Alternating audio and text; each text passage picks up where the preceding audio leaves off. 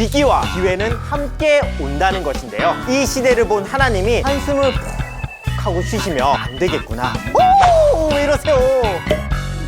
안녕하십니까. 성경에서 벌어진 그 일이 나한테도 벌어진다면 이라는 주제로 성경을 보고 나를 돌아보는 만약 지금이라면의 강태형입니다. 흔히 우리가 위기와 기회는 같이 온다 라고 하잖아요. 그 복싱에서도 보면은 코너에 몰렸을 때 진짜 살 길이 나타나는 것처럼 우리는 살면서 많은 위기를 맞고 그만큼 많은 기회 또한 맞이하죠. 그런데 그때는 잘 몰라요. 그것이 위기이고 어떻게 해야 기회가 되는지를. 아무것도 안 하는 사람에게는 아무것도 오지 않듯이 무엇인가 온다 라는 것은 그만큼 실행하고 도전했다라는 것이죠. 꿈을 향해 달려간다든지 어떠한 목적을 갖는다든지 인생의 첫 시도를 했다든지 위기든 기회든 무엇인가 온다라는 것은 도전한 사람의 선물이 아닐까 싶습니다. 하지만 여기서 한 가지 알 수 있는 것은요, 위기와 기회는 함께 온다는 것인데요, 그 위기의 기자와 기회의 기자가 같은 틀길을 씁니다. 이 틀길은 배틀로 옷감을 짤 때 실을 수없이 올렸다 내렸다 하니까 자주 한다는 의미를 내포하고 있고요. 더 나아가 잉하라는 종강이 위아래로 왔다 갔다 하면서 재직할 때 이 종강의 질에 따라서 성공을 하고 실패를 하게 돼서 낌새 혹은 기회라는 의미도 가지고 있습니다. 즉 이 말은 위기가 왔을 때 수없이 도전하고 부딪히고 실패를 겪으면서 위기를 기회로 만드는 것이 바로 성공이 아닐까 싶습니다. 성경에서도 마찬가지입니다. 수없이 외치고 수없이 도전하고 수없는 실패 속에 결국에는 위기를 기회로 만들고 더 나아가 구원까지 받은 사람이 있습니다. 바로 오늘의 주제, 노아입니다.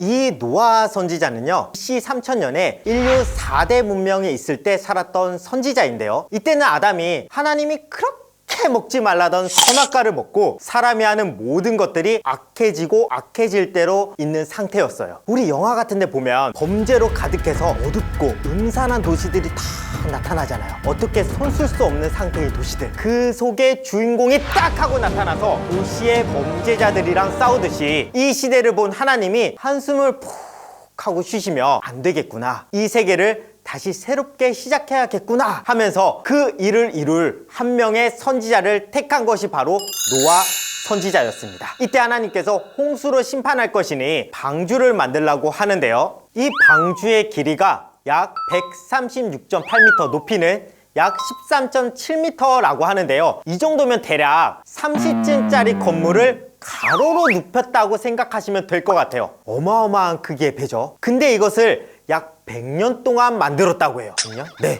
100년 동안 이 방주를 만들면서 외치고 또 외쳤던 것이 단순히 방주에 타세요, 우리 여러분들 방주에 타셔야 됩니다 라고 했던 것이 아니라 의를 전파했다고 합니다. 이제 정말 심판이 날 것이니 제발 이 얘기를 듣고 방주에 타라고, 그래서 구원 받으라고 100년 동안 외치고 또 외치면서 방주를 만들었지만 결국 배에 탄 것은 깨끗한 짐승 암수 7쌍, 부정한 짐승 암수 2쌍, 공중의 새들 암수 7쌍, 노아와 7명의 식구들까지 배에 타고, 배에 타지 않았던 사람들은 결국 홍수 심판을 받게 됩니다. 그 홍수가 40일 동안 비가 내린 후에 150일 동안 물이 있었다고 하는데요, 이것이 얼마나 많은 비가 내린 거냐면요, 우리가 며칠 동안 계속 막 폭우가 쏟아지면 하늘에 구멍이 뚫렸나? 라고 하잖아요. 근데 우리는 배수시설도 있고 아파트나 빌라 같은 높은 건물이 있어서 침수될 일이 별로 없는데, 이 노아 선지자 때는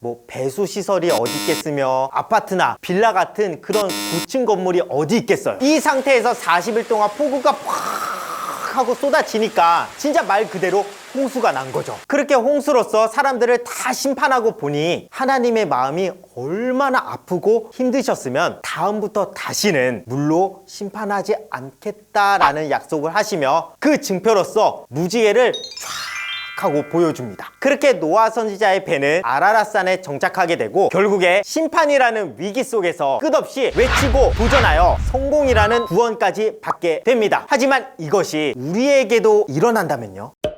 예를 들어서 누군가 서울 한복판에서 심판이 일어날 것입니다, 때가 가까워졌습니다 라고 외치고 있으면 처음에는 뭐지? 하면서 구경하면서 보시겠죠? 뭔데?